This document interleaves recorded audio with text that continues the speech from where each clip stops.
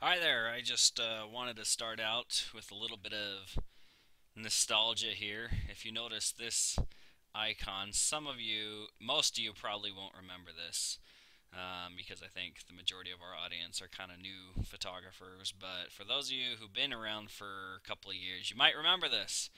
Photoshop didn't used to be as pretty as it was. This is version CS2 because I am here on University of Oklahoma campus, and the computer that I work on here is a PC, and I normally work on a Mac back at home, and we have CS3, and now they have CS5 just now coming out.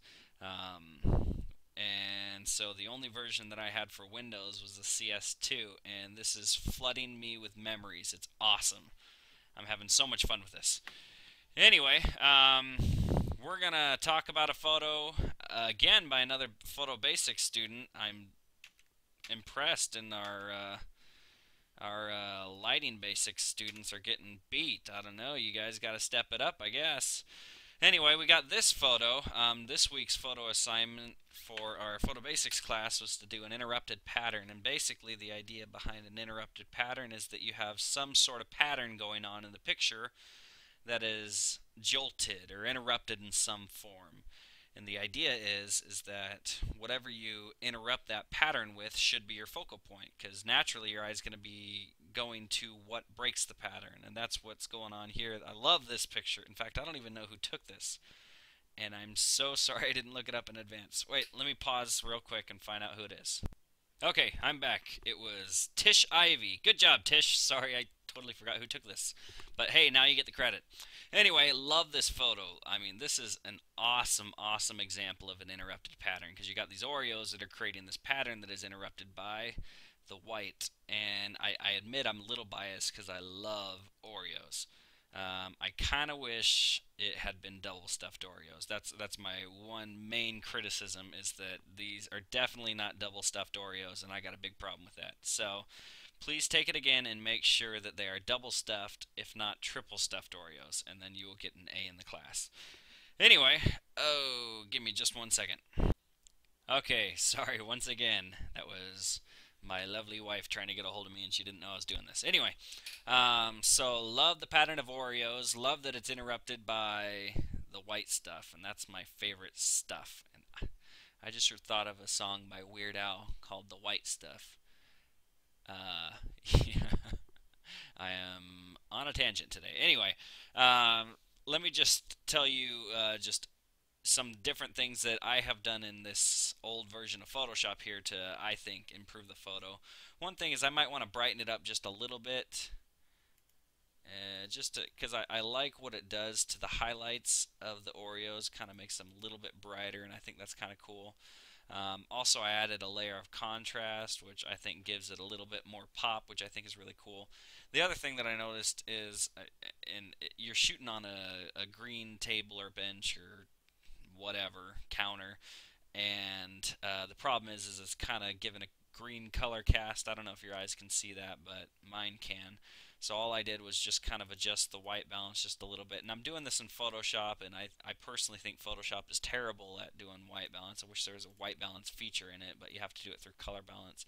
In fact, that looks maybe a little bit too red to me. So maybe, yeah, maybe just a little bit. Okay.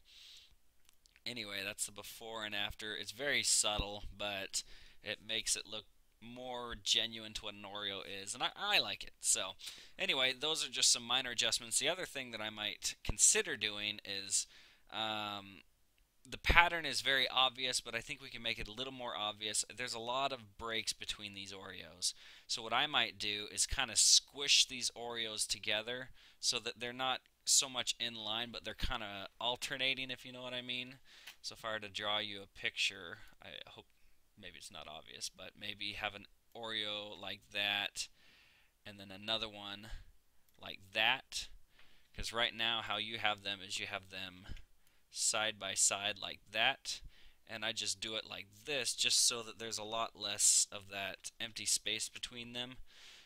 Because one thing that we start to learn in photography is we want to make sure that all of our empty space is intentional, and I'm not sure that this looks very intentional, and it's the pattern isn't as obvious when it's like that. So I guess yeah, put them together like that, and maybe that'll make the pattern a little more clear. Or the other thing that you could do is just make sure that they're a little bit more aligned, because you know this.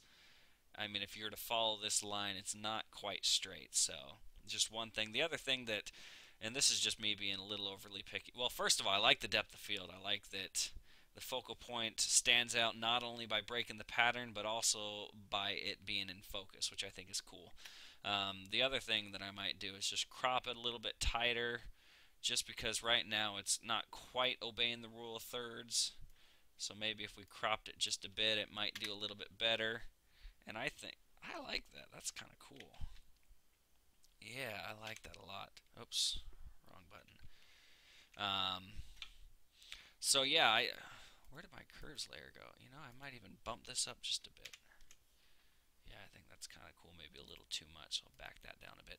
Anyway, I like that. I think that's kind of a cool look to have it kind of shifted down, more fallen exactly on that third. I think your eye is drawn just a little bit more towards that. So again, overall, let's just see the before and the after. Here's the before, and here's the after. Just a little bit more successful. So my recommendation, Tish, is to do just a couple things. First of all, line up those Oreos exactly straight, or have them alternating like I showed you with those dumb shapes that I just did. And also just crop it in just a little bit tighter and make sure that the focal point, is falling at the intersection of a third. And I think you have an awesome portfolio. So if you do those, I'm sorry, we have an awesome.